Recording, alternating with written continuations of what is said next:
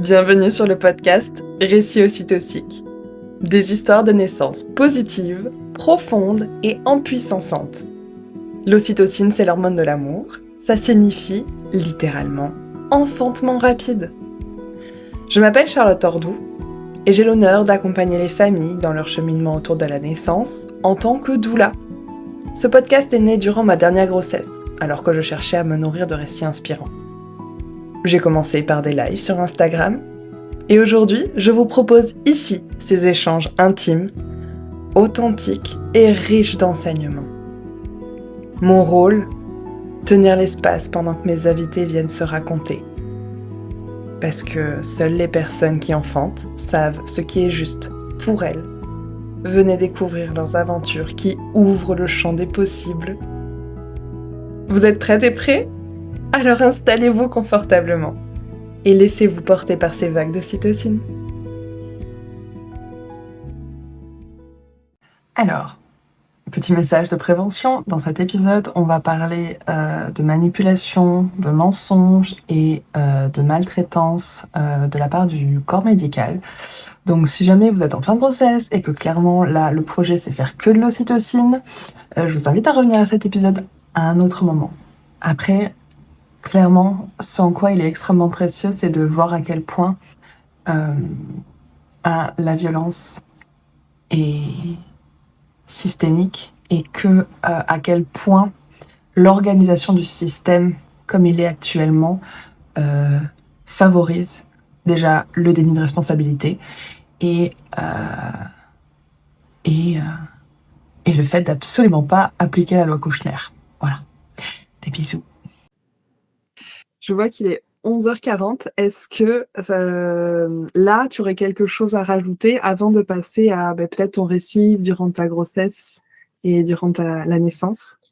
Non, je pense que j'ai à peu près dit le pourquoi je suis arrivée là. Je pense que voilà.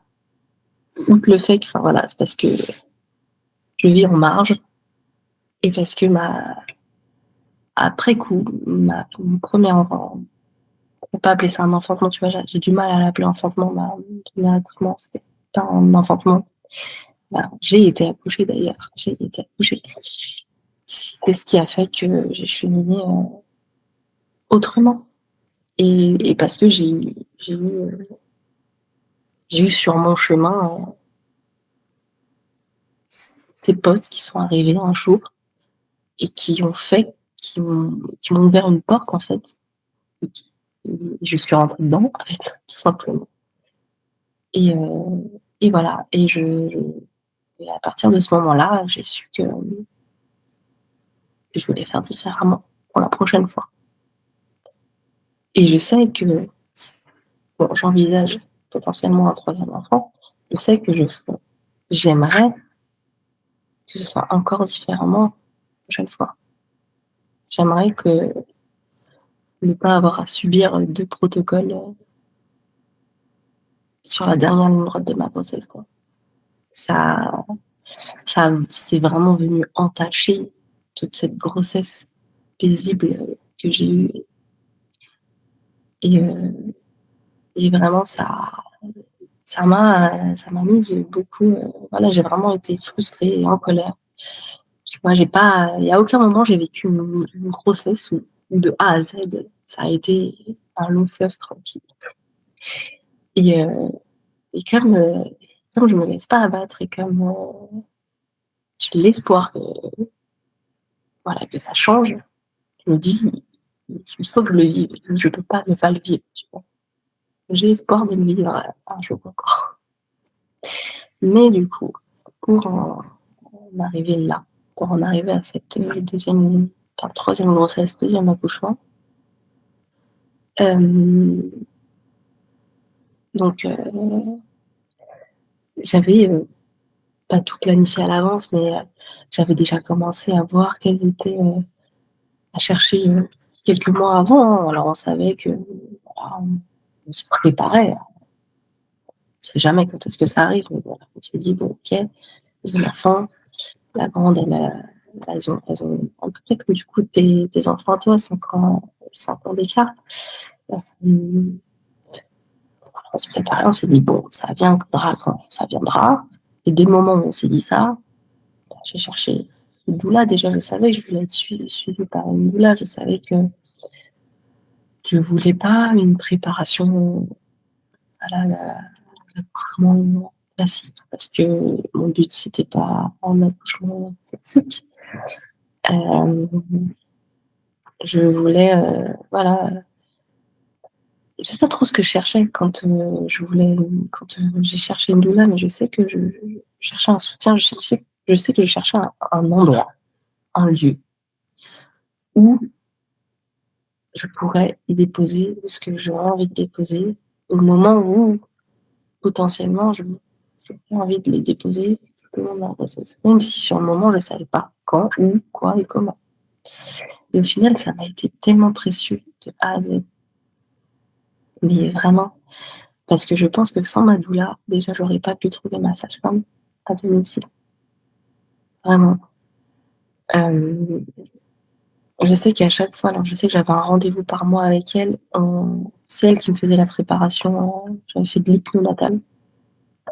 Donc, il fonctionne aussi bien si tu veux accoucher en structure ou enfanter à la maison. Et quand j'y étais, je sais que je pouvais poser mes questions. Voilà, elle m'a prêté 8 livres d'accouchement naturel. Oh, je me souviens plus du tout, c'est ça. Mais je savais pas pourquoi, mais je savais que j'avais besoin. Et sur le moment, c'est impossible de te dire pourquoi j'ai voulu une douche. Je voulais juste un endroit, un lieu qui ne soit pas médical. Je voulais pas parce que ça aurait été contradictoire à mon projet. Je voulais pas qu'on parle de médical. Je voulais autre chose. Donc, j'ai eu la chance incroyable de, voilà, de rencontrer Mathilde et qui m'a suivie. D'ailleurs, c'est marrant parce qu'elle m'avait envoyé, dès le moment, enfin, quand je l'ai suivie sur Instagram, j'en ai suivi plusieurs, je sais pas qui. Je savais pas trop comment chercher, je tapais doula, je regardais où est-ce qu'elles habitaient, si c'était proche de chez moi ou pas. J'en ai suivi plein, hein. J'ai commencé à en suivre plein. Je sais pas pourquoi. Elle m'a envoyé un message un jour. Je sais plus trop ce qu'elle m'a dit, mais elle a dû me dire quelque chose. Euh, coucou, voilà, je sais pas trop ce que tu cherches. Voilà, elle a dû se présenter, qu'est-ce qu'elle faisait, etc. Je sais pas. Il y a eu quelque chose. Elle est venue à moi, quoi. Et puis je me dis, parfois il y a des choses tu peux pas les expliquer, c'est comme ça. Et, et donc je suis tombée enceinte. Et en fait, alors que tout se profilait bien, tout était doux, tout était calme, il n'y avait pas de problème. Les, les premiers mois, voilà, j'étais plus du tout ni dans l'accouchement ni dans rien parce que il s'avère que j'ai commencé à saigner beaucoup pendant très longtemps. Et en fait, qu'est-ce que ça m'a rappelé? Ça m'a rappelé ma grossesse arrêtée d'il y a 7 ans en arrière, à 11 semaines de grossesse, et qui s'était à peu près déroulé de la même manière. Donc forcément, à ce moment-là, je me dis, c'est pas possible, je ne peux pas revivre la même chose. Je peux pas, quoi. Je peux pas vivre une deuxième fois, surtout. La raison pour laquelle je l'ai vécu aussi de manière traumatique, c'est que je me suis rendue à l'hôpital parce que j'avais des saignements, que j'ai été reçue par une interne en gynécologie qui m'a fait une écho, qui m'a dit: ah, il n'y a plus de grossesse. Je vois pas de battement de cœur. Elle décroche son téléphone. Désolée, je reviens, j'ai une urgence. Et qui m'a laissée dans la salle comme ça. Donc en fait, tout ça, ça a réveillé plein de.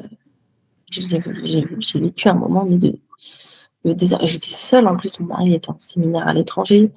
Ma mère, elle était informée, donc le temps qu'elle fasse le chemin, parce qu'elle habitait loin, j'étais seule à ce moment-là, mais seule, quoi, vraiment. Et on m'a laissée, quoi, pour pourrir dans la salle, quoi. D'ailleurs, elle m'a même renvoyée en salle d'attente. Je reviens. Et là, donc, voilà, il y a tout qui s'arrête, il y a plus, je contacte personne d'ailleurs, là, je suis en suspens. Je suspends au-dessus de moi, là, je sais pas. Donc, je me rends aux urgences parce que de toute façon, j'ai pas le choix. Mais je me dis, mais qu'est-ce qui va se passer? Qu'est-ce qu'on va me dire? Comment on va me dire? Qu'est-ce qui va se passer? J'y vais, j'étais au tout début de ma grossesse, à 4 ou 5 semaines. Je fais une écho, bon, on voit rien, mais c'est tôt dans la grossesse, quoi. On peut pas vous dire. On peut pas vous dire. Et là, pour le moment, on voit rien. Il y a le sac, on voit bien le sac. Mais on voit pas encore d'embryon, donc on peut pas vous dire si c'est parce qu'il est là ou si c'est parce qu'il est pas là. Faut revenir dans 15 jours. 15 jours, c'est rien. Mais 15 jours dans ces moments-là, j'avais l'impression, c'est comme quand on était sorti avec la petite lors de sa naissance. J'ai eu l'impression que ça durait 3 ans. Et pendant 15 jours, j'ai saigné. 15 jours. Voilà, donc j'ai vécu 4 ans en 15 jours. Il n'y a plus rien qui tournait de toute façon autour de moi. J'avais que ça en tête. Je me dis, c'est pas possible. Il y a rien qui est en train de se passer bien là.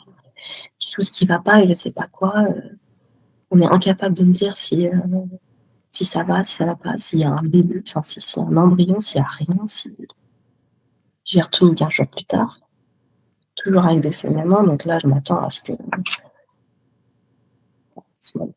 tant pire. Alors bon, j'ai beau souvent positiver dans la vie, mais ce truc-là, c'est quelque chose sur lequel je veux dire, c'est plus fort que moi. J'y arrive pas. Et on y va à ce rendez-vous. On fait l'écho et là, je sais pas si je dois regarder l'écran, si je dois pas regarder, je sais pas. Et j'y connais Nicolas, donc voilà, il fait son écho. Et il me dit, oh, bah, tout va bien, regardez, le cœur, il bat. Bah, tu dis quoi? Et là, je me dis, mais c'est pas une blague qu'on fait là, tu vois, je sais pas. À ce moment-là, je me dis, mais j'y croyais vraiment pas. Autant quand j'y étais allée il y a 7 ans en arrière, je m'attendais pas. Voilà, j'étais jeune et naïve. Je savais pas qu'on pouvait vivre ce genre de choses, même si on en entend parler. Hein. Tu te dis, ça arrive aux autres, tu vois. J'imaginais pas que c'était ça. Autant là, j'imaginais à 3000% qu'on allait me dire qu'il n'y avait plus rien. Et là, non, tout va bien, regardez, écoutez, ouais, il me fait écouter, ouais, on voit bien là. Ah, alors, mais comment vous pouvez expliquer que je saigne là depuis 15 jours? Qu'est-ce qui se passe? Il y a quelque chose, quoi. Il regarde. Ah, effectivement, il y a un tout petit décollement ici. Mais de pas beaucoup. Un petit décollement là. C'est ça qui vous fait saigner. Donc, on va vous mettre au repos. Vous allez vous reposer là 1 semaine, 15 jours, et puis ça va rentrer dans l'ordre. Et là, je sors de là, mais t'imagines pas le poids là qui. Là, je me dis, si on a survécu à ça, là, il n'y a plus rien qui. Voilà, là, j'ai repris foi en cette grossesse et je me dis, là, c'est bon, quoi. On a vécu pire. Là, c'est bon, ça va rouler. Quoi. Et à ce moment-là, donc, c'était 15 jours plus tard, j'étais à 7-8 semaines de grossesse. Donc, j'étais pas sortie d'affaire, entre guillemets, encore, mais je me dis, là, c'est bon, quoi. On a survécu au décollement. Je vais me reposer et ça va aller. Donc, une fois que tu arrives aux 12 semaines, on a fait l'écho, on a vu plus de décollement, tout était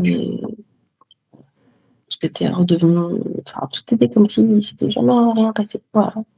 Ça s'était résorbé, il n'y avait plus aucune trace, rien du tout.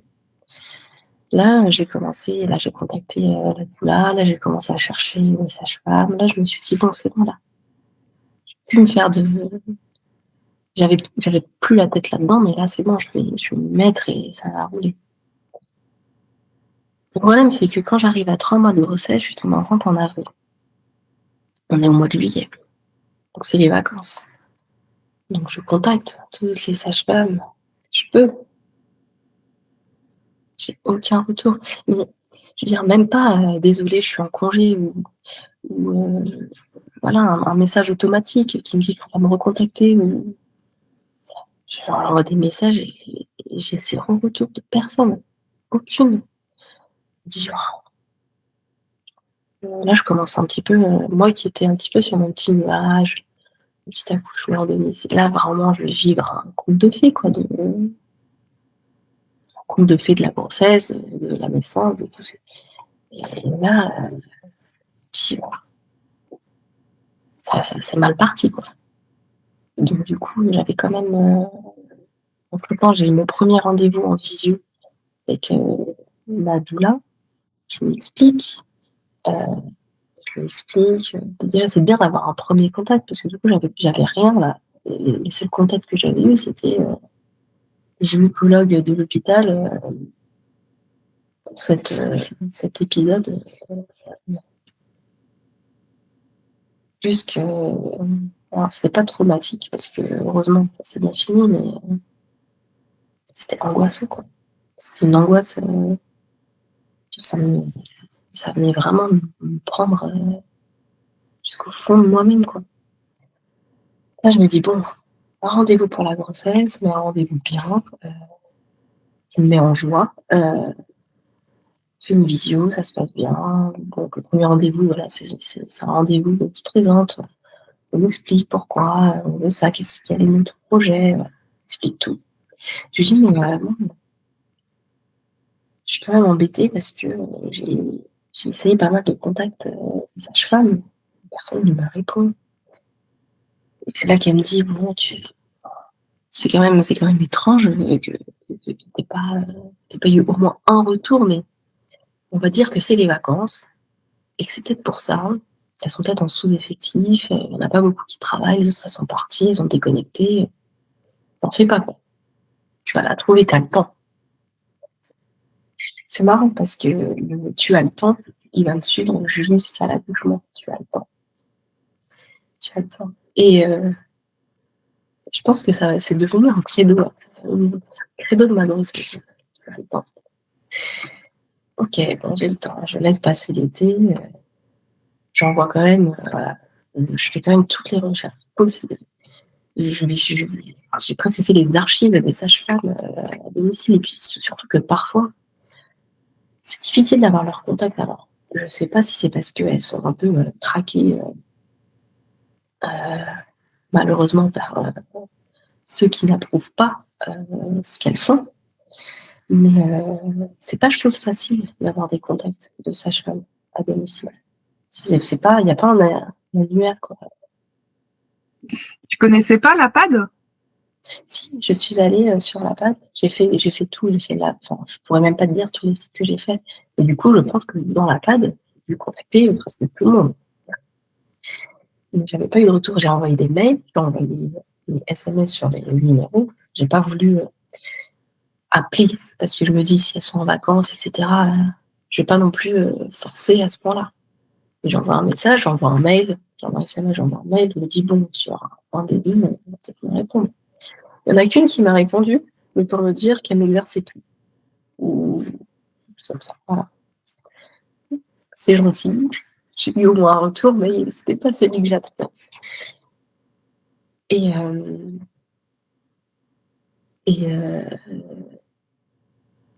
et du coup, au mois d'août, il y a ma doula qui me dit quand même parce que j'étais quand même un peu paniquée, je me suis dit: «Bah, tu vois, je dois accoucher en janvier, on est fin août, j'ai pas de suivi, enfin j'ai pas» en plus, j'ai commencé mon suivi, gynécologique avec ma gynécologue classique que j'avais au début. J'ai eu le malheur, mais le malheur de lui dire elle m'a demandé où est-ce que je voulais accoucher, elle m'a dit: «Bah, moi je compte à chez moi» et j'ai vu que je dans la seconde même où j'ai dit ça, je l'ai regretté parce que, et vous savez, nous en tant que gynécologue, obstétricien, ce qu'on voit le plus souvent, c'est l'hémorragie du placenta. Et si on n'est pas en structure hospitalière, vous en, vous en mourrez.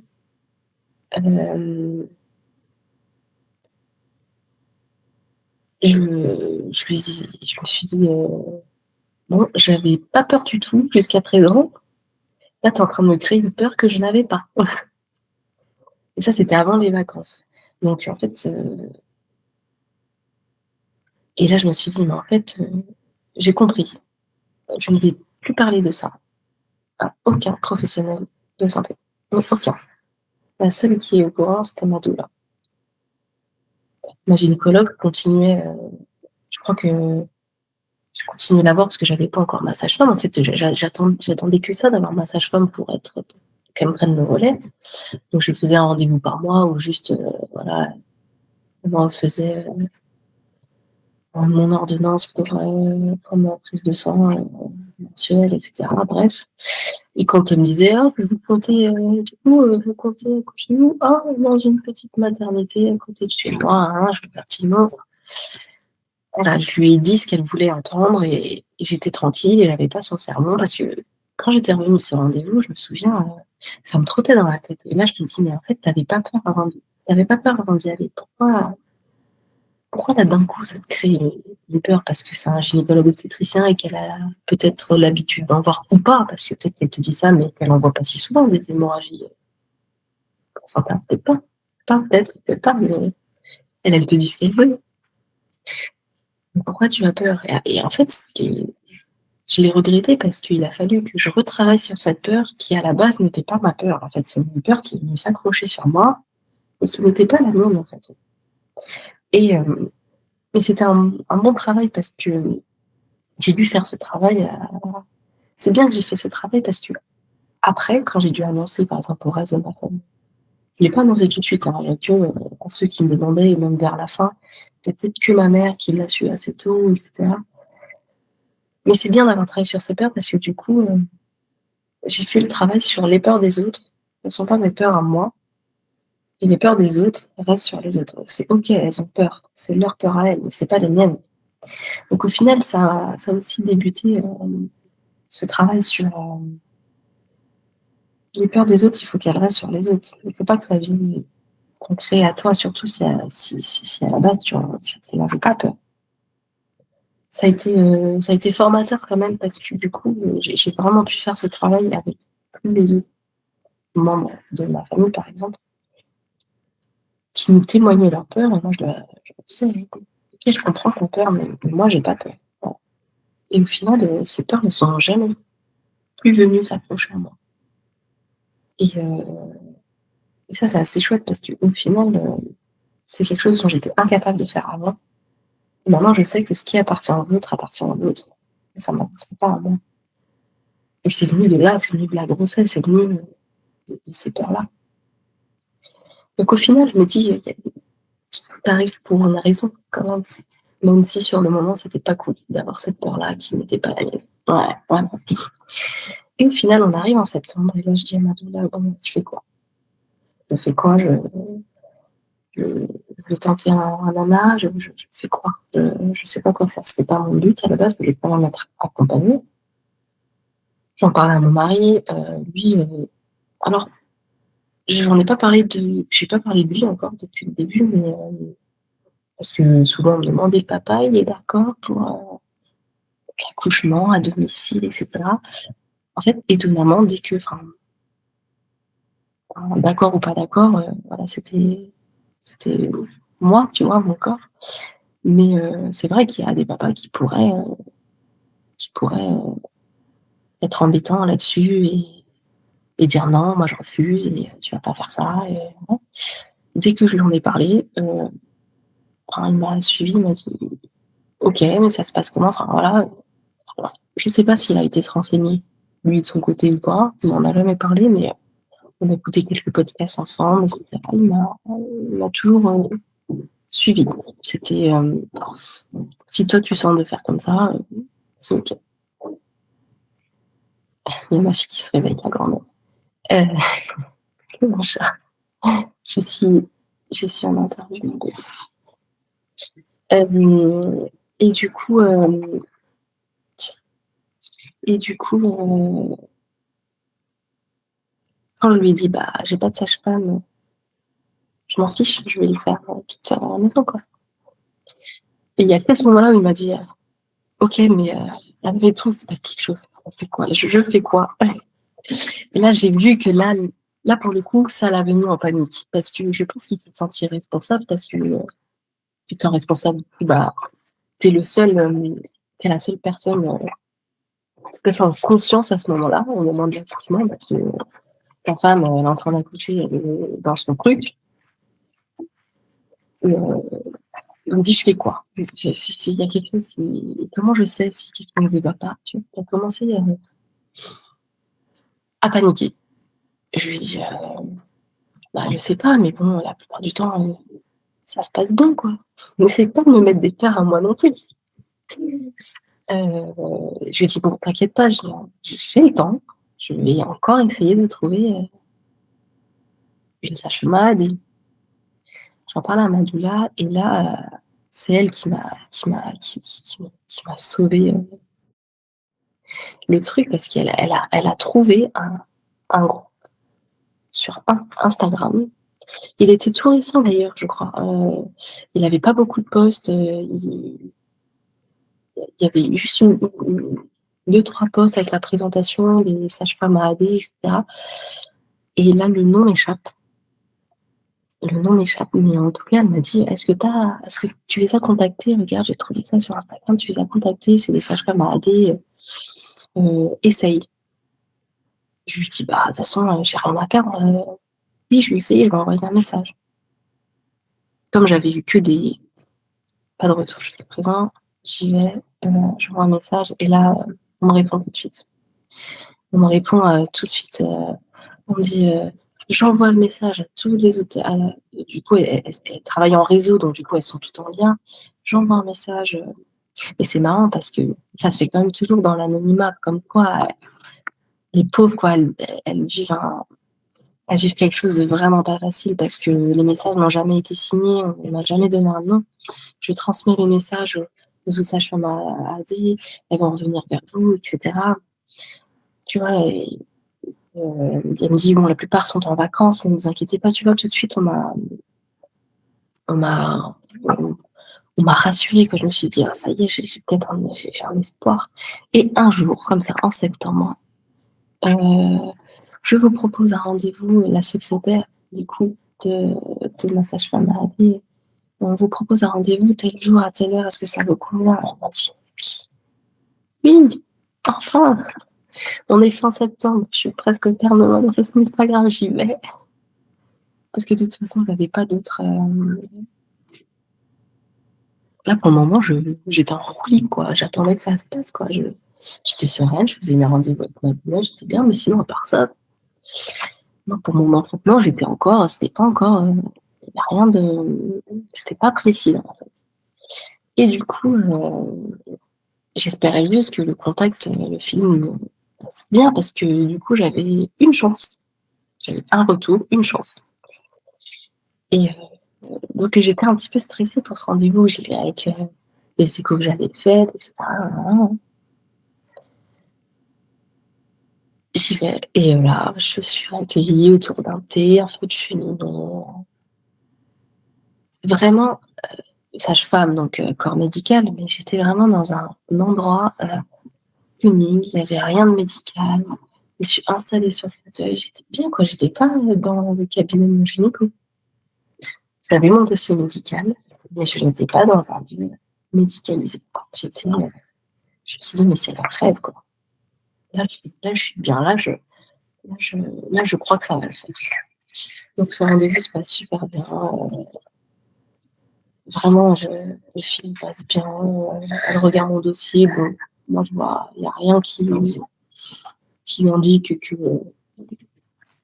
l'AD ne peut pas se faire. Donc, je te programme pour janvier. Vous êtes quatre.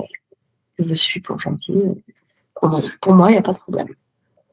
Donc voilà, à partir de ce moment-là, je suis suivie par elle, par ma doula.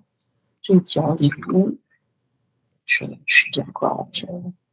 Elle me Elle nous reçoit, de temps en temps avec d'autres couples qui préparent, ça aussi c'est pas mal de se retrouver avec d'autres couples qui préparent, l'accouchement à la maison parce que du coup, ça permet d'échanger, ça permet encore de voir que tu es pas seule et que, tu vois, on est plusieurs à vouloir vivre ça, à vivre ça et c'est ouais, c'est comme une petite famille, quoi. Tu te dis, moi je fais partie de ça, quoi. Ça me correspond, ça c'est moi et on est plusieurs.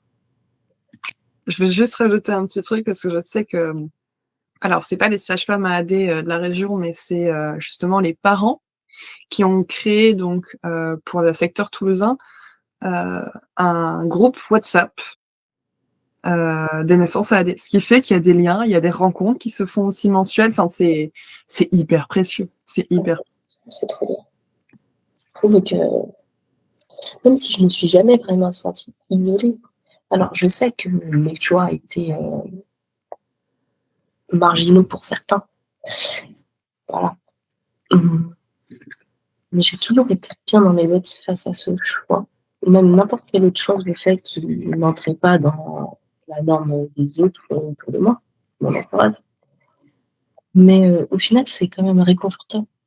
Même si je me suis pas sentie seule, même si c'est réconfortant. Voilà, tu te dis, je suis bien dans mes choix, mais au final, il y en a d'autres qui font ce choix aussi. Donc, moi, je suis pas un extraterrestre, quoi. Je vis les choses différemment, mais on est plusieurs à vivre les choses différemment.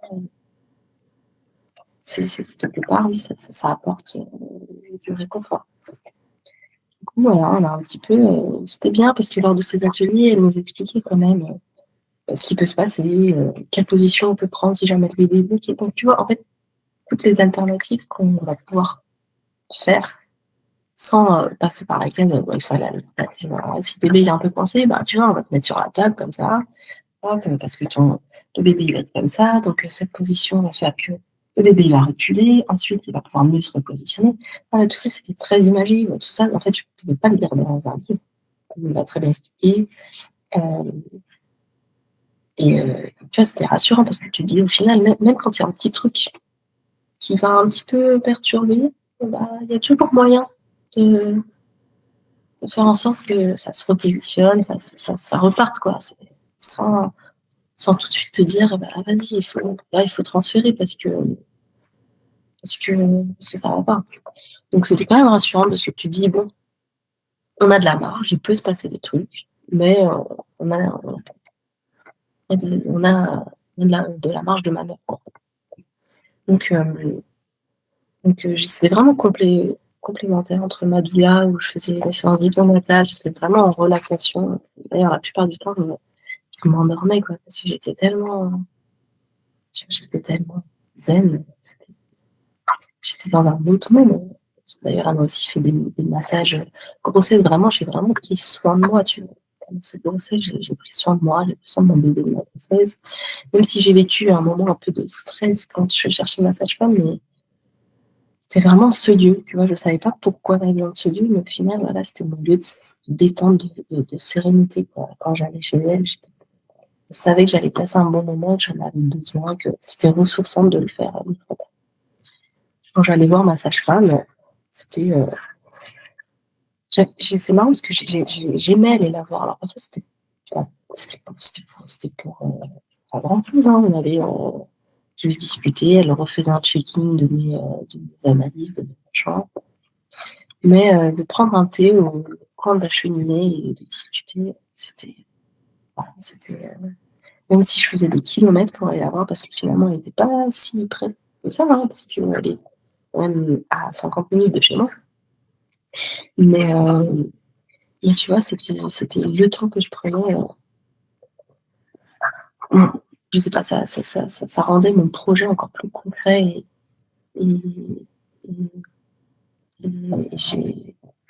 c'était comme un enfant Disney, quoi. Je vais vivre ça, quoi. J'attends que ça.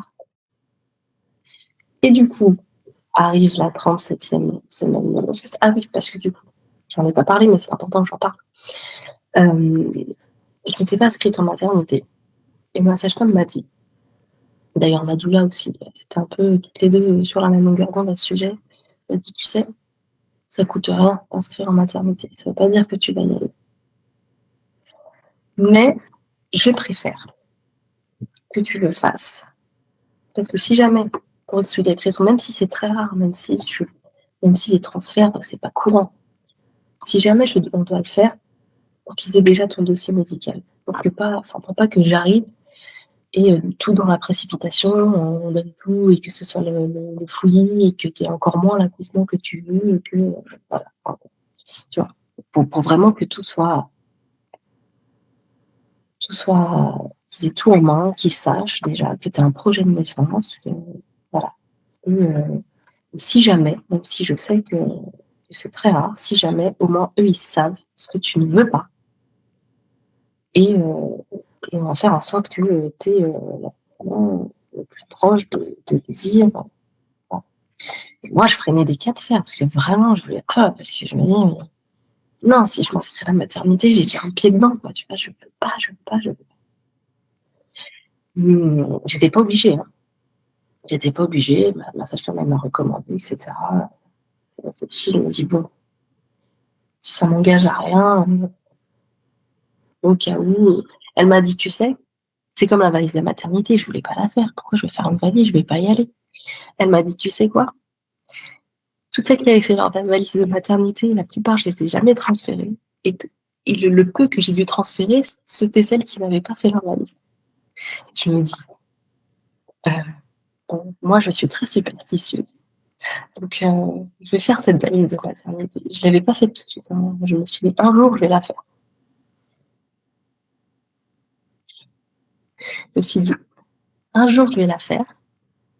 Mais ok, bon, je vais m'inscrire à la maternité. Ça m'engage à quoi? On m'a dit, rien, tu vas juste faire le rendez-vous médical une fois par mois. Ils vont checker si tout va bien. En fait, un peu comme je fais moi, là, tous les mois, là, tu me ramènes des analyses, des échos, et puis ils vont juste regarder ça, quoi. Ok, je le fais à contre-cœur. Je vais dans la maternité juste à côté de chez moi. En plus, je me suis dit, bon, quitte à choisir une maternité, je vais en choisir une qui correspond à peu près à mes envies, quoi, à ce que je pense de la naissance. Petite maternité, peu d'accouchements par an, maternité réputée physiologique, salle nature, etc. Je me suis dit, bon, ils vont comprendre, ils vont comprendre mon projet de naissance, ils vont être à l'écoute, ils vont être ouverts, tu vois, c'est bon, c'est pas la maternité de niveau 3, quoi, je vais pas à Clamart, quoi, c'est au plus près de mon projet, on va dire, on peut dire plus près, parce que ça reste une structure médicale. M'inscris là-bas, donc il y a un premier rendez-vous d'inscription, il me parle de la salle nature, qu'il y a beaucoup d'accouchements qui se font à la salle nature. D'accord, est-ce qu'on est libre de bouger, est-ce qu'on est libre de manger, est-ce que, voilà, toutes les questions, la salle nature, aucun problème. Ok, mais moi je veux pas de cathéter par exemple, parce que je suis phobique et déjà, j'ai dû le subir, ça a été quelque chose, dès que ça a été une étape, il a fallu que je me prépare psychologiquement quand c'était la naissance de la première pour avoir ça tout le temps. Alors là, moi, si j'accouche chez moi, c'est pour pas avoir tous ces trucs-là, quoi.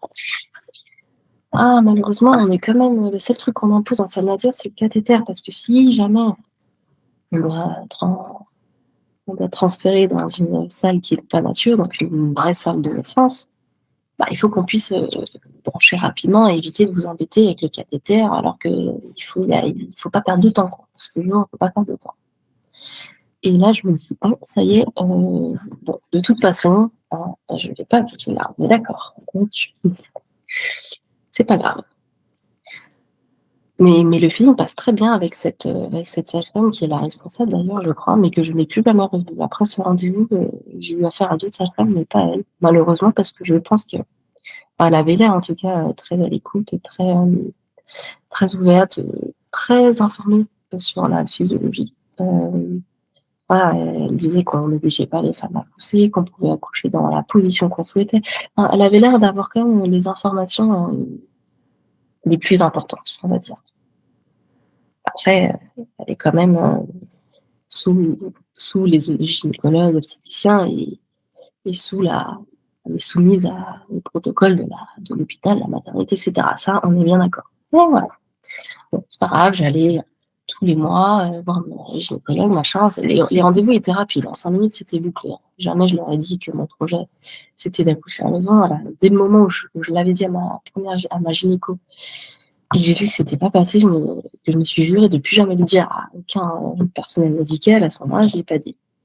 Mais j'avais quand même rédigé mon projet de naissance que je comptais leur donner à un moment donné, et dans lequel était écrit que mon projet initial, c'est l'accouchement à domicile, mais que s'ils avaient ce papier entre les mains, c'est que pour des raisons que j'ignorais à ce moment-là, ça n'avait pas pu se faire. Donc il était quand même écrit à un moment donné sur mon projet de naissance. Mais je leur avais pas donné tout de suite. Cette maternité, dans les rendez-vous obligatoires, il y a un monitoring de contrôle à 37 semaines. Je sais pas pourquoi, monitoring de contrôle à 37 semaines. Je me dis, bon, je dis, ça a duré une demi-heure et c'est bon. J'y vais, et là, je me dis, bon, c'est peut-être le moment de leur donner mon projet de naissance, parce que je pense que je vais pas les revoir. Là, je suis à 37 semaines, j'arrive sur la dernière ligne droite de ma grossesse, je suis dans le dernier mois. Donc, j'y vais avec le reste des papiers que je leur avais pas donné, parce qu'il y a tout un dossier d'inscription de machin que j'avais repoussé, quoi. J'avais pas envie d'écrire, j'avais pas envie de dire que je voulais une chambre individuelle, avec un plateau repas, avec... Non, ça me barbait parce que c'était pas mon projet, quoi. Mais bon, il fallait leur donner à un moment donné, donc je me suis dit, bon, d'aller faire un monitoring, je vais tout leur donner maintenant. Donc j'y vais. En plus, je devais avoir rendez-vous ce jour-là, le jour même, l'après-midi, avec ma sage-femme qui venait à la maison pour la première fois pour voir les lieux, pour voir où est-ce qu'on allait, parce que du coup, elle allait me ramener à la piscine d'accouchement, donc on discute, et puis vu qu'on arrivait, on était au terme, donc à partir de ce jour-là, elle était d'astreinte pour moi. Elle commençait à être d'astreinte, moi et puis pour les autres femmes qu'elle suivait qui devaient accoucher en janvier. J'y vais, je fais le monito avec cette sage-femme, je donne à cette sage-femme mon projet de naissance, elle va le lire, elle revient, et elle me dit, je comprends pas. En fait, elle avait l'impression que sur mon projet de naissance, il y avait écrit que je souhaitais un accouchement à domicile, mais qu'il n'avait pas pu aboutir. Et je lui dis, non, c'est écrit que mon projet initial, c'est toujours le cas aujourd'hui, est accouchement à domicile. Mais si jamais vous devez lire ce projet de naissance, et que j'arrive dans votre structure, c'est qu'il n'a pas pu avoir lieu. Mais pour le moment, c'est pas d'actualité, c'est si jamais. D'accord. Donc tout ce que vous écrivez, c'est faisable, il n'y a pas de souci. Bon, vous voulez pas la délivrance dirigée du placenta, on le recommande pas. Mais si vous le voulez vraiment pas, c'est possible. Oh non, je le veux pas. Je veux pas qu'on me délivre aucune hormone pour la délivrance du placenta. Non, tout ce qui est écrit, c'est pas si c'est écrit, c'est que vous inquiétez pas. J'ai eu le temps pour réfléchir à ce que vous voulez ou je voulais pas. Elle n'était pas tout à fait ok, mais c'est comme ça, tu vois, c'est écrit. Puis si tu me dis que c'est possible, même si tu le recommandes pas, je m'en fiche. Je veux pas. Ok. Examen. Ok, bon, monitoring, tout va bien, je vais vous examiner. Moi, ma sage-femme, elle m'avait... je peux même pas te dire la dernière fois qu'on m'avait examiné, parce que voilà, ma sage-femme, c'était pas dans sa pratique, et puis de toute façon, ça sert à rien d'examiner. Là, je me dis, bon, c'est bizarre, c'est dans le... Je sais pas si c'est dans le... Si c'est dans le protocole de leur monitoring de 37 semaines ou pas, et puis bon, comme j'avais eu... quelques pertes les jours avant, je m'étais dit, ça y est, mon col, il commence à bouger, peut-être que... Je me suis dit, bon, ça se trouve, elle va me dire que mon col est en train de se modifier, donc je vais bientôt, enfin voilà, quand le travail va bientôt se mettre, j'en sais rien. Je me suis dit au pire, je vais ressortir avec une bonne nouvelle que mon travail va bientôt démarrer, surtout que je redoutais déjà le dépassement de terme parce que j'avais dépassé pour ma première et du coup je sais que j'avais des chances qu'il se passe la même chose pour ma deuxième et je sais que les sages-femmes à domicile aussi ne peuvent pas suivre au-delà de 42 semaines, c'est dans leur voilà, elles sont quand même réglementées, elles ont une réglementation qui fait que au-delà de 42 semaines, elles sont contraintes de donner la main aux structures hospitalières. Donc d'un côté, je me suis dit, oh là là, on a 37 semaines, si elle me dit que mon col il a bougé, ça veut dire que je vais échapper au potentiel dépassement de terme. Donc d'un côté, tu vois, j'attendais une bonne nouvelle de cet examen que j'avais jamais eu jusqu'à présent. Elle m'examine et là, elle me sort quelque chose, je m'y attendais pas du tout. Elle me dit, ah, vous avez fissuré la poche des os. Et là, je dis, mais comment ça, j'ai fissuré la poche des os, je perds pas de liquide. Ah bah là, j'ai bien vu du liquide couler. Je vais vous faire le test. Je vais vous faire le test. Si le test revient positif, c'est qu'il y a du liquide. Je me dis, mais... Et là, je commence à... Et là, je me dis, mais pourquoi je suis venue? Qu'est-ce qui se passe? Pourquoi il se passe ça? Et là, je sais que je suis rentrée dans un... Là, c'est un traquenard presque. Je sais que... pourquoi elle me sort ça? Et en fait, pourquoi elle m'a examinée et pourquoi? Est-ce que si je lui avais donné mon projet de naissance, je sais pas, tu vois, dans ma tête, là, à ce moment-là, il y a tout. Je me dis, il se passe quelque chose. Pourquoi on me sort ça? Si je perdais du liquide, je le saurais. Non. Si j'avais pas eu ce monitoring de contrôle prévu, je serais jamais venue à l'hôpital. Parce que je perds pas de liquide. Pourquoi on parle de fissure? Elle me fait le test, elle revient quelques minutes après, c'est positif. On vous garde, vous devez accoucher dans les 48 heures. Et à ce moment-là, heureusement qu'on est informé, à ce moment-là, heureusement qu'on sait ce qu'on veut, et heureusement qu'on est bien accompagné et entouré. Et à ce moment-là, dans le couple, c'est pas possible. Déjà, moi, j'ai rien de prêt, j'ai aucun vêtement de bébé de laver, j'ai aucun vêtement de maman de laver, j'ai rien de prêt. Moi, je suis pas prête à enfanter là tout de suite. Et je suis pas prête à rester ici à l'hôpital. J'ai déposé ma fille ce matin à l'école. Je lui ai pas dit que je partais à l'hôpital et que j'y restais. Non. Là, je lui ai dit, mais non, je peux pas rester. Et là, vraiment, c'était plus fort que moi. C'est-à-dire que je ne pouvais pas rester. Et si je dis que je ne pouvais pas rester, c'est que je ne pouvais pas rester. Donc là, je lui ai dit, mais c'est quoi exactement? Qu'est-ce qui va se passer? C'est quoi le protocole? Qu'est-ce qu'il faut faire? Bah là, en fait, s'il y a une fissure, c'est que y a risque infectieux. Il y a risque infectieux parce que le bébé il est plus protégé, parce qu'il y a une fissure dans la poche des œufs, donc les bactéries, les virus, tout ce que tu veux peuvent rentrer et infecter le bébé. Ok. Donc c'est pour ça qu'on ne dépasse pas 48 heures. Si l'accouchement ne vient pas naturellement, on déclenche. Ouh là là, on parle de déclenchement. C'était impossible. Moi, j'ai vécu un déclenchement, je ne voulais pas vivre un deuxième déclenchement. Ça, c'est vraiment ma ligne rouge à moi. Ça et la césarienne. C'est impossible. D'accord. Donc, il faut que j'accouche dans les 48 heures. Qu'est-ce qui m'empêche de rentrer chez moi? Bah, parce qu'il faut vous mettre des antibiotiques en intraveineuse. Intraveineuse. Il n'y a pas d'autre moyen d'avoir des antibiotiques que par voie intraveineuse. Par voie intraveineuse, c'est plus rapide, ça agit plus rapidement. Oui, mais il y a d'autres moyens. Les antibiotiques par voie orale, ça existe. Oui, mais ils ne sont pas efficaces.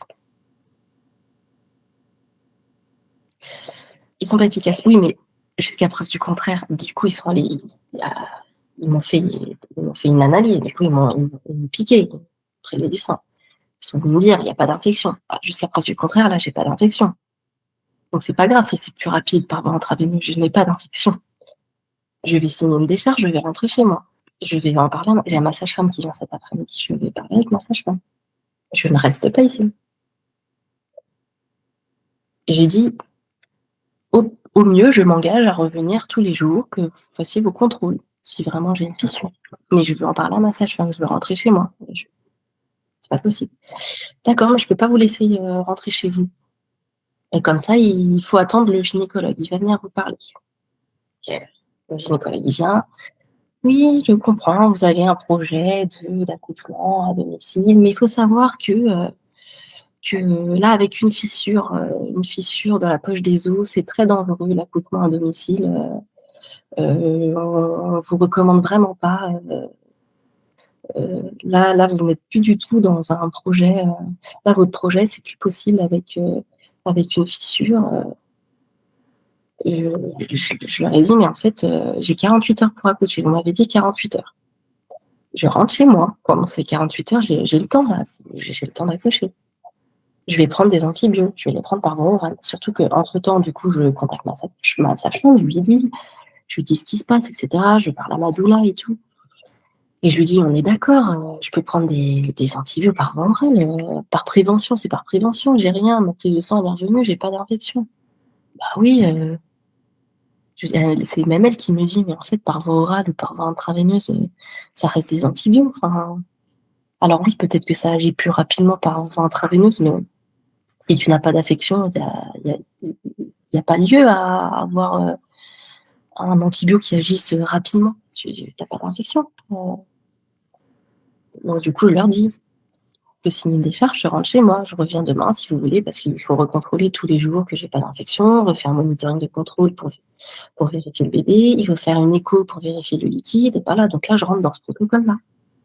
Et là, je me dis, mais en fait, je suis à 37 semaines, je suis sur la fin de ma grossesse, il faut vraiment que je vive ça. C'est comme ça que je vais vivre la fin de ma grossesse.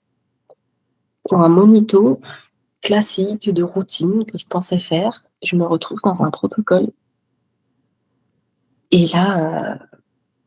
Et comme tu l'as dit, c'est un trac renard. Oui, c'est un traquenard. Et là, en fait, et là, je lui dis à la sage-femme très clairement, je lui dis, mais en fait, si j'étais pas venue vous voir, on est d'accord, je serais jamais venue parce que je perds pas de liquide. Donc, en fait, tu vois, pourquoi tu me mets un protocole? Je serais jamais venue. Il y a quoi de dangereux là? Il n'y a pas de danger. Si j'avais pas ce rendez-vous de prix, je ne serais jamais venue. Donc, ça veut dire que il peut y avoir des fissures où il n'y a pas de liquide. Donc, ça veut dire qu'il y a plein de femmes qui sont en danger, risques infectieux partout, sans qu'elles s'en rendent compte. Vu que je n'ai pas de liquide qui coule, enfin, je me dis, au bout d'un moment, là, je trouvais qu'il y avait quelque chose qui, je sais pas, il y avait quelque chose qui n'était pas juste, qui n'était pas, ça me sentit, il y avait quelque chose qui n'allait pas dans ce qui se passait. Par rapport à, j'ai juste, parce que, enfin, je bouillonne aussi intérieurement, clairement. Ouais. C'est horrible de faire ça, enfin, vraiment, parce que eux, ils ont, peu importe en fait ce qu'ils voient au quotidien, parce que il y a des choses qui s'engendrent dans le sens où oui, les infections ça existe, surtout quand on va faire des contrôles du col fréquents, parce que c'est ça qui favorise les risques infectieux, d'autant dans un environnement bactériologique non connu de la mère et du bébé, tel que l'hôpital. Ah non, mais surtout qu'à un moment, du coup, j'ai dû y retourner tous les jours. Donc là, c'était le lundi, j'y suis allée le mardi, le mercredi. Et surtout qu'à un moment donné, je crois que c'était le mardi, du coup, lors de mes examens, parce que du coup, en plus, j'ai réussi à échapper à l'intraveineuse parce que du coup, j'ai signé les décharges et que je prenais mes médicaments par voie orale que ma sage-femme m'avait prescrit, parce que c'est même pas eux qui m'ont prescrit les antibiotiques par voie orale, c'est ma sage-femme qui était venue là l'après-midi, qui m'a dit, voilà, tu les prends bien toutes les 6 heures, on avait même mis des réveils, etc., pour les prendre bien comme il fallait, tu vois, on a quand même fait des trucs dans les clous, même si c'était pas par voie intraveineuse. Et quand j'y suis retournée le mardi, ils m'ont fait toute leur batterie d'examens qu'il fallait faire. Et elle m'a dit, bon, on va examiner votre col. Et là, je lui dis, mais en fait, pourquoi tu veux examiner mon col? Je suis pas venue pour ça. Là, au bout d'un moment, je me suis dit, là, il faut dire stop, quoi. Là, je leur ai dit, mais en fait, je ne souhaite pas d'examen gynécologique. Parce que s'il y a un risque infectieux, s'il y a un risque infectieux, justement, je lui ai dit ça, s'il y a un risque infectieux, là, vous augmentez le risque en examinant. Non, mais madame, on utilise des gants stériles et en plus de ça, vous prenez des antibiotiques par voie orale, donc pour le risque infectieux, vous êtes mal placé pour parler. Et là, je me dis, mais en fait, dans quel film je suis? En fait, pour moi, c'était de la mauvaise foi, mais de A à Z, quoi. Il y avait vraiment... toutes mes analyses infectieuses revenaient négatives et on a le culot de me dire ça. Et pourquoi? Parce qu'elle n'était pas contente que je lui refuse son examen gynécologique. Je veux dire, mais au bout d'un moment, mais c'était du délire. Et en fait, il faut savoir que tous les jours, j'y allais, comme prévu. Et en plus, en fait, on me donnait même pas de rendez-vous. On me dit, le matin, vous nous appelez et en fonction du trou qu'on va avoir dans la journée, on vous dira de venir à telle heure ou à telle heure. Tu vois, j'étais vraiment le cas qu'on voulait pas s'occuper de moi parce que j'avais refusé les protocoles, parce que j'avais un projet. J'allais pas leur faire gagner de l'argent si je n'accouchais pas chez eux. Tu vois, déjà, c'était une clinique, donc en clinique privée. Et en fait, j'ai vécu beaucoup de désillusions déjà parce que c'est bien beau de faire de la pub maternité, physiologique, tout ce que tu veux, mais moi, j'avais un projet d'accouchement physiologique, qui n'était pas dans la maternité, mais quand même. Et je pense que pour ça, j'ai été traitée de la manière dont j'ai été traitée. Et parce que je refusais les protocoles. À chaque fois que j'arrivais, voilà, j'avais le droit à cette petite réflexion. Tes antibiotiques par voie orale, t'es mignonne, mais ça sert à rien. Bon. Dans ce cas-là, je ne vois pas quand on est malade et qu'on va chez le médecin, pourquoi ils nous donnent des antibiotiques par voie orale. Dans ce cas-là, ils nous mettent des intraveineuses à tout le monde. Enfin, je ne sais pas si ça ne marche pas, l'antibiotique par voie orale, il sert à quoi? Il y avait ça. On me laissait parfois des heures dans la salle après que le monito soit fini parce qu'on ne voulait pas s'occuper de moi. On me disait, de toute façon, votre projet, c'était un projet d'accouchement physiologique, mais là, il faut que vous vous rendiez à l'évidence. Vous avez une fissure. Donc là, on est dans un projet d'accouchement pathologique. Alors, en plus, ça, faudra que je retrouve les trucs, mais déjà, quand il y a une fissure extrêmement tôt dans la grossesse, qu'est-ce qu'on préconise? On préconise de se coucher parce que, oui, les fissures, elles peuvent se réparer. Ensuite, dans la poche des os, en fait, elle est composée de 2 membranes. Parce que si les 2 avaient percé, tu perdrais les os. Mmh. Voilà.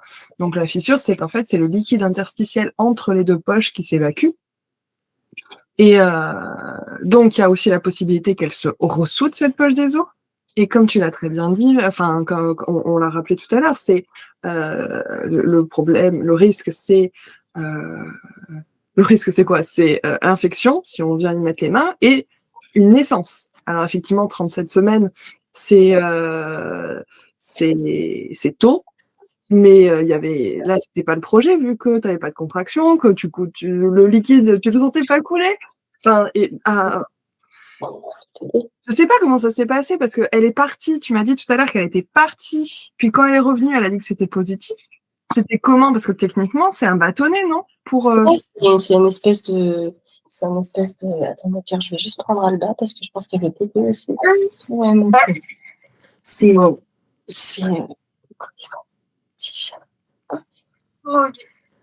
c'est un petit bâtonnet. Alors, je sais pas si c'est comme du papier. Enfin, c'est un petit bâtonnet tout petit dans lequel elle m'a trituré là, et elle a été le mettre, je sais pas où, en dehors de la pièce. Elle me l'a même pas montré ni rien. Elle est juste revenue. Bon, bah, c'est positif.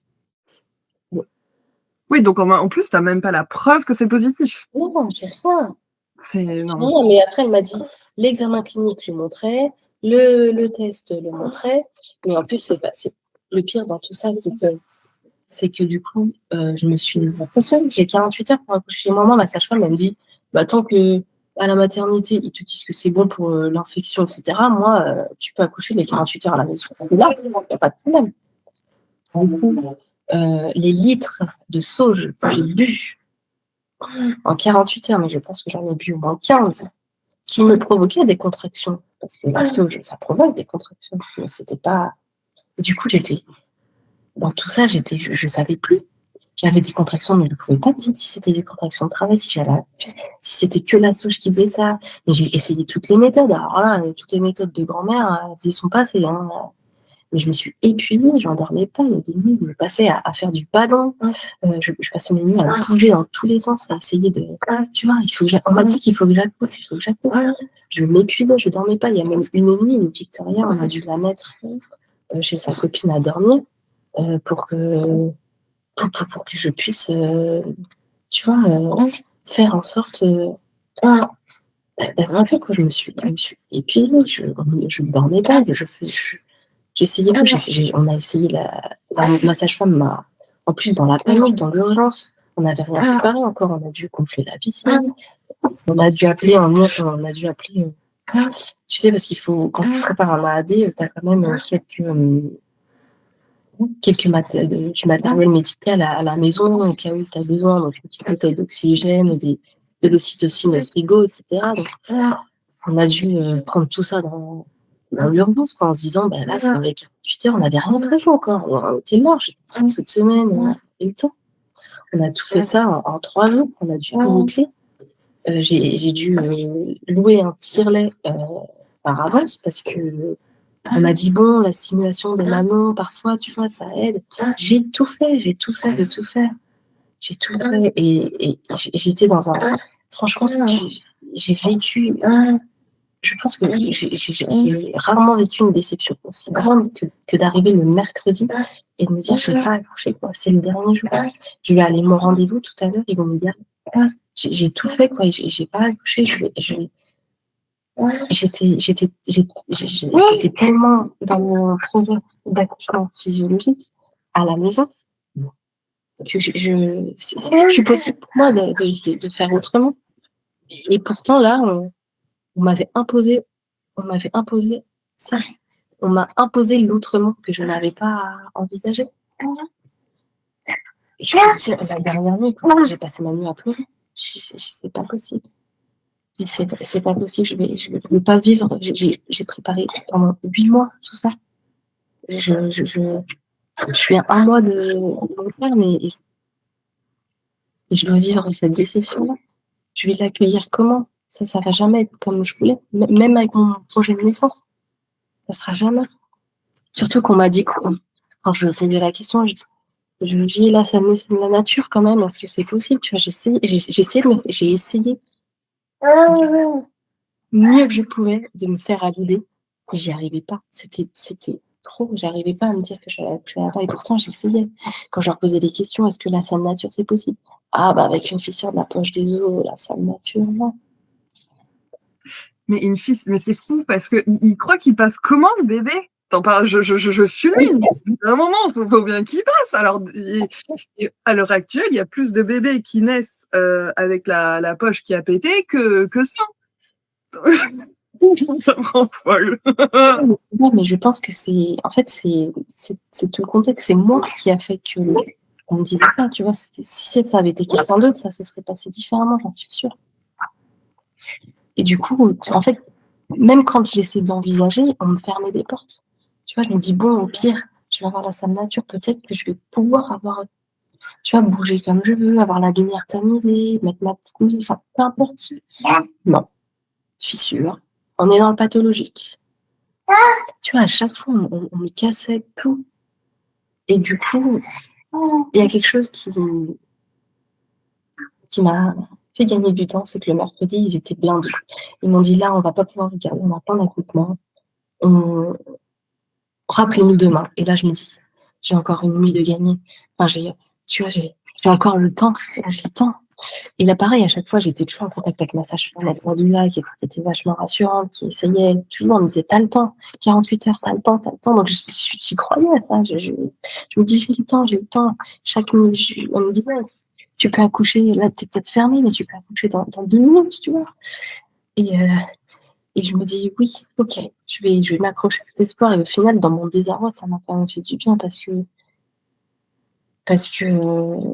j'étais vraiment au plus bas, quoi. J'étais là, vraiment, j'avais vraiment pas le moral. Et c'est vraiment pas dans cet état d'esprit qu'on doit être en fin de grossesse.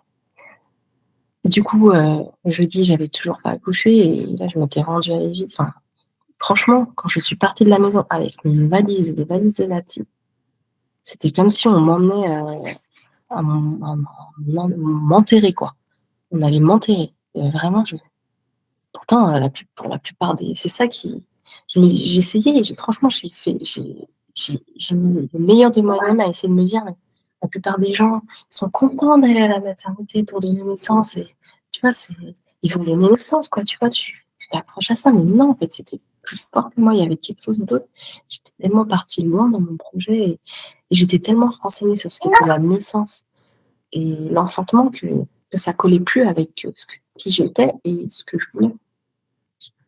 Du coup, j'y suis allée. Et là, je suis tombée plus sur les sages-femmes. Là, les sages-femmes horribles dont je te parle, pendant 3 jours, c'était les 2 mails que je voyais à chaque fois. Et là, je suis tombée sur une sage-femme nouvelle. Elle faisait une vacation dans l'hôpital. Là, je lui explique tout ce qui se passe. Et c'est marrant parce que le mardi et le mercredi, je leur ai dit, mais écoutez, je comprends pas, je passe toujours pas de liquide. Ah, mais on a vu ce qu'on a vu, et puis le test c'est positif. Et là, je lui dis, mais madame, on est à quel jour? 4 jours, et je perds toujours pas de liquide. Si vraiment vous devez me garder ici, vraiment, je dois ne pas vivre l'accouchement que je rêve de vivre. J'ai besoin d'être sûre. J'ai besoin d'être sûre que je ne vais pas subir quelque chose pour rien. Donc, est-ce que c'est possible? J'aimerais faire un autre test. Pas de souci, je vais vous refaire un autre test. Elle me fait un test. Elle revient quelques minutes après. C'est négatif, madame.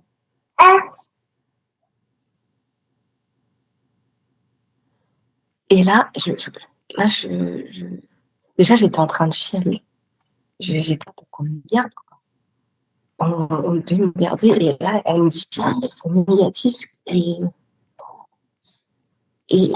là, je ne sais plus dans quel monde je suis. Je me dis, mais j'ai vécu pendant 4 jours. Je sais pas pourquoi, je t'entends plus du tout. Ça coupe. En plus, c'est en plein milieu au moment de grosses émotions. Je suis désolée. Est-ce que là, c'est bon? C'est bon? Mais en fait, et là, moi, je peux pas te dire toutes les émotions qui me traversent, en fait, parce que j'ai de l'espoir qui revient, de la joie, mais en même temps, j'ai de la colère, j'ai même de la haine, parce que pendant 4 jours, je suis venue et je leur ai dit, je comprends pas, je perds pas de liquide, et personne m'a écouté. En fait, à aucun moment, j'ai été écoutée pour tout ce que j'ai dit, pour tout ce que j'ai pu dire. On ne m'a jamais écouté. À aucun moment, on s'est dit, bah, peut-être qu'on pourrait vous refaire un test. Ça ne coûte rien de refaire un test. Vous me dites que vous ne perdez pas de liquide, on va refaire un test. Non, on sait ce qu'on a vu, on sait ce qui a été testé. Et c'est tout. Et de toute façon, votre projet, là, et puis vos antibiotiques par voie orale, et enfin voilà, tout ce que j'ai en souvenir, c'est du mépris, de la différenciation de traitement, parce que j'ai clairement pas été traitée de la même manière que les autres patientes qui venaient pour accoucher dans cet établissement parce qu'elles le voulaient. Et en fait, il n'y a rien de pire que de ne pas être écoutée, en fait.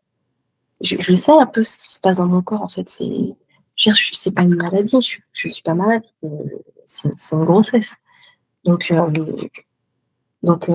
une part de savoir qu'on a, nous aussi, pendant la grossesse. C'est pas du médical. Donc, je sais quand je te dis que ma culotte, elle est sèche du matin au soir, du soir au matin, c'est que potentiellement, il y a une erreur quelque part. Et là, je me dis, ok, c'est bon, je vais rentrer à la maison, quoi. C'est fou comme équipe. Mais je suis en colère, quoi. J'ai envie de leur dire, quoi. J'ai envie qu'elles viennent, j'ai envie qu'on s'excuse. J'ai envie qu'on s'excuse, j'ai envie qu'on... Tu vois, la seule personne qui m'a traitée comme une patiente lambda, c'est cette sage-femme-là. Puis elle-même m'a dit, vous savez, de nos jours, on traite trop les grossesses de manière pathologique. La grossesse, c'est physiologique. Voilà, elle savait, tu vois. Et là, elle me dit, bon, bah, pour moi, il n'y a plus aucune raison de vous garder. Mais je dois quand même informer la gynécologue de garde que voilà, votre protocole, enfin, voilà, de toute façon, ils sont sous les ordres des gynécologues, donc ils peuvent pas agir par eux-mêmes. Je lui dis, ok, mais bon, pour moi, je veux dire, ils ont plus aucun argument pour me garder. Donc la gynécologue de garde arrive, et là, on lui explique ce qui se passe. Elle fait l'écho, voilà. Le monito était parfait, tout était bon, même l'analyse infectieuse, bah forcément, si j'avais pas d'effet infectieux, tout était bon. Et là, elle me dit, là, elle est embêtée, ça se voit qu'elle est embêtée, elle me dit, ça m'embête, c'est délicat parce que ça m'embête de revenir sur un protocole qui a été posé par un confrère. Et là, je lui dis, mais attends, vous allez pas me dire, vous allez me garder alors que mon test est négatif. Et là, tu vois, ça se voit qu'elle réfléchit, elle est vraiment dans une situation inconfortable. Et ce que je peux entendre parce que elle sait bien qu'il y a une erreur qui a été commise quelque part et je pense que ça l'embête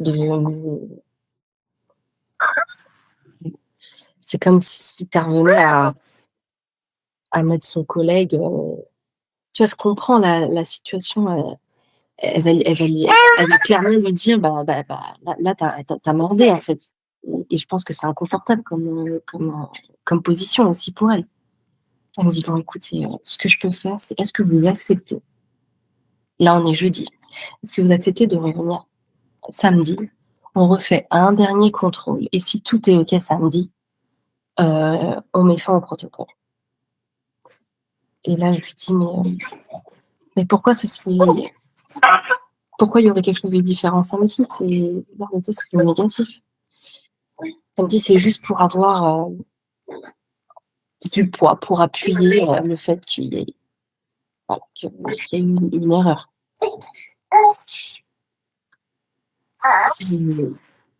Et là, sur le moment, je ne sais pas si je vais revenir ou pas. Je lui dis OK, parce que je veux qu'elle me libère, je veux sortir. Et là, sur le moment, je ne sais pas si je vais revenir ou pas. Mais tout ce que je veux, c'est là, je veux partir. Là, je veux partir. Et là, je sors de là et je suis en colère. Parce que, en fait, la première chose qui me vient à l'esprit, je me dis, mais à combien de femmes ça arrive, ça? Combien de femmes qui ne savent pas dire non parce qu'elles ont un médecin face à elles? Moi, j'ai dit ça comme ça, mais ça n'a pas été facile de se positionner, de tenir tête à un médecin. Hein. Je ne l'ai pas fait comme ça. Toi, arrête tes conneries, moi, je rentre chez moi. Non. C'était inconfortable pour moi. Mais je sais pourquoi je le faisais. Et je sais que je le faisais pour moi, pour mon bébé. Et que si j'avais du temps, je préférais passer ce temps chez moi. Je leur ai dit, de toute façon, et l'argument que j'ai utilisé, c'est si je dois accoucher, le meilleur endroit que j'ai pour accoucher, c'est d'être dans un environnement famille, c'est d'être chez moi. C'est là où potentiellement le travail va plus facilement se mettre en route. C'est pas dans votre structure.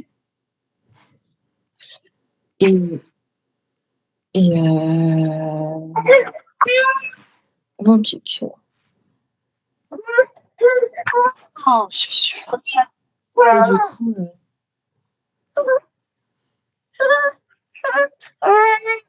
du coup, et en fait, j'arrive plus à dormir.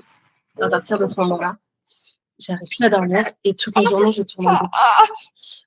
Parce que je suis en colère et parce que j'ai envie de leur dire et j'ai envie qu'on s'excuse et j'ai envie de leur dire que c'est pas possible de me traiter de comme ça et que c'est pas possible de... Attends, mon petit cœur. C'est pas possible de ne pas prendre en compte les besoins et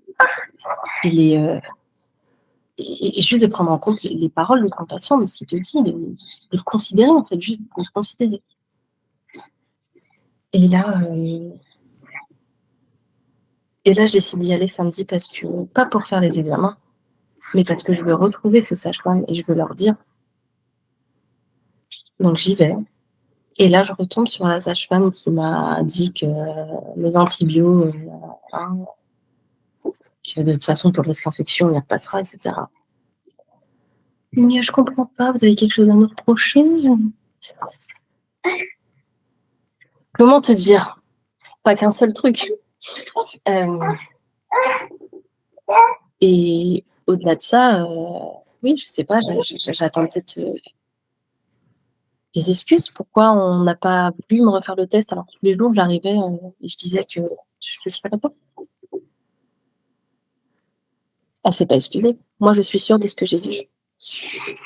Alors peut-être que la fissure s'est résorbée, mais je suis sûre de ce que j'ai vu. Et ça en est resté là. Ok, tu veux pas t'excuser, moi je pars et j'espère ne plus jamais remettre mes pieds ici. À aucun moment elle a remis son diagnostic en question. Elle s'est jamais remise en gestion. Parce que même quand j'y suis retournée un mois plus tard, parce que j'ai dû malheureusement y retourner un mois plus tard, elle était persuadée encore de ce qu'elle avait vu et de son diagnostic. Donc du coup, voilà, après tout ça, donc là on était le 23 décembre, parce que tout ça c'était le 5 décembre.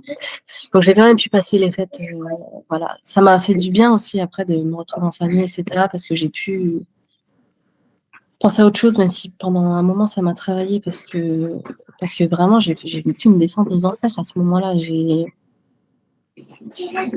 Parce que en plus de voir mon rêve se volatiliser, j'ai eu un traitement inhumain. C'est une accumulation de plein de choses au final. Et du coup, voilà. Là, on me dit, c'est bon, t'as le temps. Là, il te reste un mois. Voilà, il faut repartir sur. Là, il faut que je me remette. Voilà, j'ai vécu tellement des émotions. Ah, tu dis coucou, donc j'ai vécu des émotions tellement intenses, mais pas des émotions plutôt non favorables à l'ocytocine, on va dire. Du coup, là, il fallait vraiment que j'essaie de me concentrer sur mon accouchement à domicile qui était à nouveau de la partie. Et voilà, donc je me suis vraiment concentrée là-dessus. J'ai vraiment pris soin de moi. J'ai vraiment essayé de mettre ça de côté, même si encore aujourd'hui, ça me met en colère parce que je pense que ça arrive à beaucoup de femmes. Et des déclenchements, personne ne se rend. J'ai l'impression que le personnel médical ne se rend pas compte de l'effet délétère des déclenchements comme ça à gogo. Enfin, se dire que c'est un bébé, il ne naît pas, c'est qu'il ne doit pas naître, quoi. Et le sortir comme ça, c'est... Tu vois, si j'étais rentrée dans le protocole, si j'avais pas redemandé, parce que c'est moi qui ai redemandé un deuxième test, quoi. Et ben, elle serait née plus d'un mois avant. Elle n'était pas prête à sortir. Elle est née un mois après. Donc, moi, ça me rend folle. C'est pour les autres aussi, tu vois. Et maintenant, je vous invite à prendre un moment. Afin de répondre à cette question, qu'est-ce que ce récit a éveillé en vous ? Je serais très heureuse de lire vos ressentis en commentaire ou en message. Si vous en avez l'élan, vous pouvez venir soutenir le podcast en laissant une note ou un avis. Ça l'aide à rayonner et à toucher d'autres familles. Vous pouvez également faire un don sur la page Tipeee, le lien se trouve en description. Merci pour votre précieuse écoute. Je vous envoie plein de chaud doudou et je vous dis à la semaine prochaine pour de nouvelles vagues d'ocytocine.